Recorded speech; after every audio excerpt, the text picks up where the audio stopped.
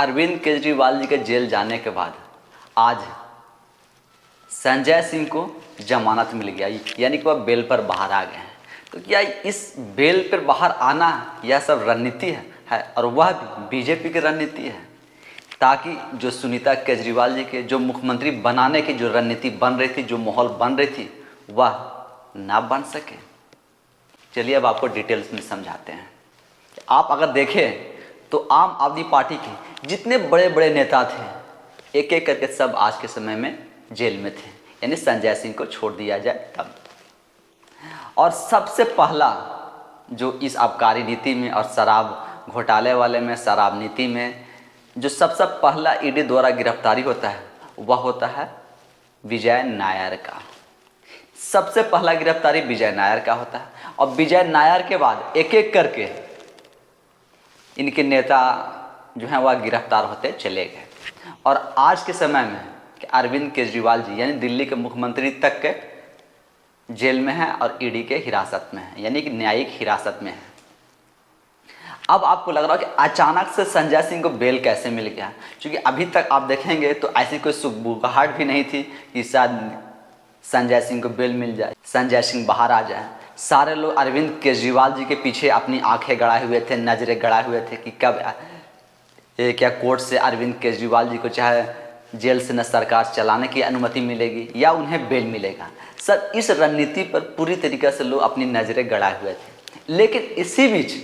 संजय सिंह को बेल मिल जाता है। अब संजय सिंह के बेल मिलने का जो रणनीति है वह भी समझने का थोड़ा सा कोशिश कीजिए कि आज के समय में आम आदमी पार्टी की जो पूरी कमान है वह देखे तो सुनीता केजरीवाल जी संभाल रही हैं। और ख़ास करके जो रामलीला मैदान में जो महारैली हुआ है, एक तरीके से कहें तो वहाँ से आधिकारिक तौर पर सुनीता केजरीवाल जी का राजनीति में एंट्री हो गया। उसके बाद 2 अप्रैल को विधायक दल का बैठक बुलाया जाता है और उस बैठक में जो इनके मंत्री हैं वह सब लोग आते हैं और विधायक दल में बैठ करके, और जो वहाँ पे जो बातें होती हैं और जो प्रेस के माध्यम से जो बातें निकल करके आती हैं वह यह कहा जाता है कि अरविंद केजरीवाल जी जेल से ही सरकार चलाएंगे और आप सब लोगों का इसमें सहमति है और सब लोग यही चाहते हैं। सारे विधायक दल का भी यही कहना है और यही उन लोगों की मांग भी है कि अरविंद केजरीवाल जी जेल से ही सरकार चलाएं। लेकिन आप देखेंगे कि जब सुनीता केजरीवाल जी के पास धीरे धीरे जो है वह पावर शिफ्टिंग जो है वह होते जा रहा है, क्योंकि अरविंद केजरीवाल जी जेल में मिलने के लिए सिर्फ 6 लोगों का नाम दिए हैं। पहला नाम जो है वह सुनीता केजरीवाल जी का है, दूसरा नाम बेटा का, तीसरा नाम बेटी का और जो चौथा नाम है वह संदीप पाठक का और 5वां 6ठा उनके ही 2 दोस्त के नाम है। मतलब आप देखें तो इनमें जो आतिशी मारलेना और सौरभ भारद्वाज और भी जो इनके मंत्री हैं वह सब किसी भी मंत्रियों का नाम नहीं होता है। लेकिन अरविंद केजरीवाल जी आतिशी मारलेना का और सौरभ भारद्वाज का नाम लेते हैं। लेकिन वह नाम कहाँ लेते हैं?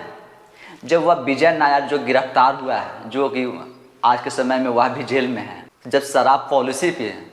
और शराब घोटाले को लेकर के अरविंद केजरीवाल जी से पूछताछ हो रही थी, तब अरविंद केजरीवाल जी उस समय आतिशी मारलेना और सौरभ भारद्वाज का नाम लेते हैं कि जो विजय नायर है वह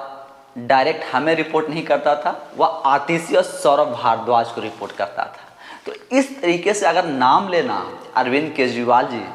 अगर इन दोनों का नाम ले रहे हैं तो अपने आप को पाक साफ बताने की कोशिश कर रहे हैं। और कहीं ना कहीं देखें तो एक तरीके से जो अभी के समय में बाहर में सबसे जो 2 नाम सबसे ज़्यादा चर्चित नाम थे वह थे आतिशी मारलेना का और सौरभ भारद्वाज का। तो इन लोगों को भी ऐसा लग रहा था कि हो सकता है जब अरविंद केजरीवाल जी को कोर्ट से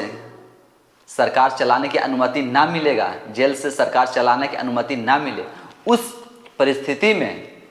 आतिशी मारलेना या सौरभ भारद्वाज 2 में से किसी एक दिल्ली के मुख्यमंत्री के रूप में बन सकते हैं और दिल्ली के मुख्यमंत्री होंगे। लेकिन उससे पहले ही अरविंद केजरीवाल जी अपनी चाल के तहत वह सुनीता केजरीवाल जी को धीरे धीरे आगे कर रहे हैं और इसी के चलते वह अभी तक इस्तीफे नहीं दे रहे हैं। और इधर सुनीता केजरीवाल जी विधायक दल का बैठक कर रही हैं, इधर रामलीला मैदान में सक्रिय होती हैं, रामलीला मैदान में महारैली में शामिल होती हैं और सोनिया गांधी जी के बगल में उनको फ्रंट फुट में उनका चेयर मिलता है और आगे बैठती हैं। उनके पीछे आतिशी मारलेना यानी जो मंत्री हैं वह बैठती हैं। तो इस तरीके से कुछ धीरे धीरे जो है वह अरविंद केजरीवाल जी चाहते हैं कि जो पार्टी का पावर और सरकार का पावर जो है वह अपने पास रखें। क्योंकि जब से आम आदमी पार्टी बनी है तब से उसके राष्ट्रीय अध्यक्ष यानी संयोजक का जो पद है वह अरविंद केजरीवाल जी अपने पास रखे हुए हैं, यानी शुरू से अभी तक, और अभी तक वह इस्तीफे नहीं दिए हैं। तो जब उनको पावर जो अपने पास अभी तक रखे हुए हैं और इसी के चलते उनके जो बड़े बड़े सहयोगी थे योगेंद्र यादव, आशुतोष गुप्ता, कुमार विश्वास, आशीष खेतान, कपिल मिश्रा, कुछ इस तरीके के जो बड़े बड़े नाम थे वह सब धीरे धीरे करके पार्टी छोड़ते गए और चलते गए और सारा जो पावर है वह अरविंद केजरीवाल जी अपने पास रखे हुए थे। तो आज वही अरविंद केजरीवाल जी को डर सताने लगा कि जिस तरीके से एक एक करके सारे पार्टी के नेता उसमें पार्टी छोड़ छोड़ के न चले गए और सारा पावर अपने पास रखे हुए थे, तो अगर यह सब पावर किसी और के हाथ में चला जाता है तो हो सकता है कि इन्हें भी पार्टी से निकाल दिया जाए। पार्टी में आज जो अरविंद केजरीवाल जी का जो कद है वह शायद आगे कद ना रहे और कद घट जाए और कद में कम हो जाए। इसी के चलते वह सुनीता केजरीवाल जी को आगे कर रहे हैं ताकि इनका जो पार्टी में कद है, सरकार में जो कद है वह बना रहे और जब भी यह बाहर आए तो अपने कद के अनुसार और अपने अनुसार या पार्टी पर पद में और सरकार में पद अपना ले सकते हैं। लेकिन इसी बीच जब संजय सिंह का जमानत हो जाता है, बेल मिल जाती है, तब चूंकि आज के समय में देखें कि तो बाहर में सबसे बड़े बड़े नेता कौन हैं? आतिशी मारलेना, सौरभ भारद्वाज, राघव चड्ढा, यही सब नाम जो है वह मतलब बड़े बड़े नाम और पॉपुलर नाम है आम आदमी पार्टी के। लेकिन अरविंद केजरीवाल जी के बाद और मनीष सिसोदिया के बाद, सत्येंद्र जैन के बाद कोई अगर बड़ा नाम ये सब में है तो वह संजय सिंह का, यानी संजय सिंह को रहते अब अरविंद केजरीवाल जी के लिए भी सुनीता केजरीवाल जी को मुख्यमंत्री बनाना एक टेढ़ी खीर के जैसा हो जाएगा। मतलब उनके लिए भी अब यह रास्ता आसान नहीं है। जितना वह रास्ते आसान बना रहे थे वह रास्ता अब उतना आसान नहीं रह गया। तो क्या संजय सिंह के जमानत दिलवाने में भी क्या बीजेपी का ही रणनीति है और बीजेपी के साथ किसी डील के तहत आज संजय सिंह को बेल मिला है और वह बेल पर बाहर आ रहे हैं और बेल से बाहर आ जाएंगे? क्योंकि उनके बाहर आने के बाद जितनी सुनीता केजरीवाल जी आज एक्टिव हैं और जितना फ्रंट फुट पर खेल रही हैं, शायद अब वह खेले या ना खेले, क्योंकि संजय सिंह के आने के बाद सबसे बड़ा कद वाले नेता जो हैं वह संजय सिंह हो जाएंगे। तो संजय सिंह चाहेंगे कि पार्टी से लेकर के न सरकार में वह अपना जो पकड़ है वह मजबूत करें और फ्रंट फुट पर वह लीड करें। तो जब अरविंद केजरीवाल जी को जेल होता है, संजय सिंह को बेल होता है, इस बेल में भी जो अभी तक वह जो बीजेपी पर जो आरोप लगाते आ रहे हैं कि बीजेपी सबको जेल में डाल रही है, बीजेपी अपने सामने किसी को नहीं देखना चाहती हैं और अपोजिशन के लीडरों को वह जेल में डाल रही हैं और सबको बदनाम कर रही है, सबका इमेज जो है वह खराब कर रही हैं। तो क्या यह भी रणनीति जो है वह बीजेपी का ही है कि अरविंद केजरीवाल जी को गिरफ्तार करवाने के बाद, गिरफ्तार होने के बाद आम आदमी पार्टी में सेंध लगाने के लिए और अरविंद केजरीवाल जी का जो पावर है वह पावर को खत्म करने के लिए संजय सिंह को बेल मिल गया?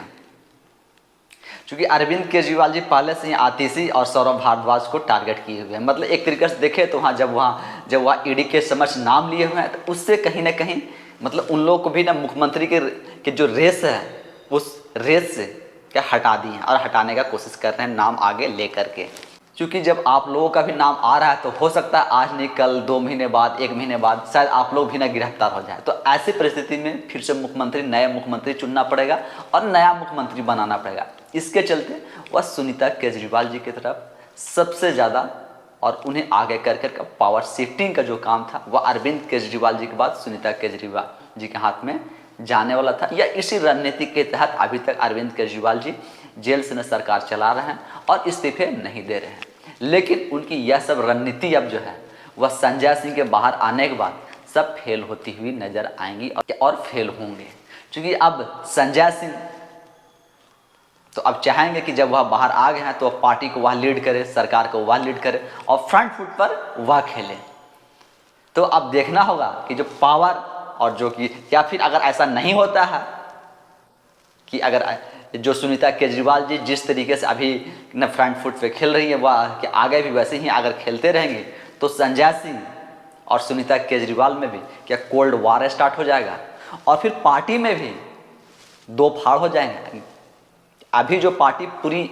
मतलब एक तरीके से न पूरी एक साथ है, पूरी संगठन से लेकर सरकार तक सब अभी लोग एक स्वर में स्वर उठा रहे हैं और एक साथ सभी लोग कदम उठा रहे हैं और एक साथ हैं और एकजुटता वह अभी तक दिखाते आए हैं। तो संजय सिंह के आने के बाद यह जो एकजुटता है उसमें भी क्या दरार आएगी? अगर सुनीता केजरीवाल जी इसी तरीके से न फ्रंट फुट पर खेलती रही तो आने वाले समय में आम आदमी पार्टी में दरार जो है वह आनी स्टार्ट हो जाएगी और धीरे धीरे यह कोल्ड वार मतलब संजय सिंह और सुनीता केजरीवाल में जो कोल्ड वार है वह स्टार्ट हो जाएंगे। वैसे देखें तो कोल्ड वार जो है वह मतलब आज से ही कि आतिशी मारलेना, सौरभ भारद्वाज और सुनीता केजरीवाल जी के बीच आज से ही कोल्ड वार जो है वह स्टार्ट हो गया है। जब अरविंद केजरीवाल जी इन दोनों का नाम लेते हैं, आतिशी और सौरभ भारद्वाज का, उसके बाद आतिशी जी का प्रेस कॉन्फ्रेंस होता है और वह कहते हैं कि मैं अरविंद केजरीवाल जी के सिपाही हूं और मुझे ऑफ़र दिया गया है बीजेपी में शामिल होने के लिए और सौरभ भारद्वाज को ऑफ़र दिया गया है और हमें ईडी की धमकी दी गई है। तो देखिए तो एक तरीके से जब अरविंद केजरीवाल जी इन दोनों का नाम लेते हैं उसके बाद प्रेस कॉन्फ्रेंस करके यह भी इनडायरेक्टली जो है यह सभी टारगेट करने का कोशिश करते हैं। लेकिन अब संजय सिंह के आने के बाद और संजय सिंह जब रणभूमि में आ जाएंगे तब क्या रन होगा और इस रणभूमि में रणनीति बनाने वाला भी बीजेपी ही है, मतलब जेल में डालने वाला भी बीजेपी ही है और जेल से बाहर निकालने वाला ही बीजेपी ही है। तो क्या इस तरीके से आम आदमी पार्टी में फूट डालने की जो रणनीति है बीजेपी की क्या वह कामयाब होगी? यह तो अब आने वाला समय में ही पता चलेगा। तब तक आप क्या सोचते हैं और आपका क्या विचार होता है वह आप हमें कमेंट्स के माध्यम से जरूर बताएं। धन्यवाद।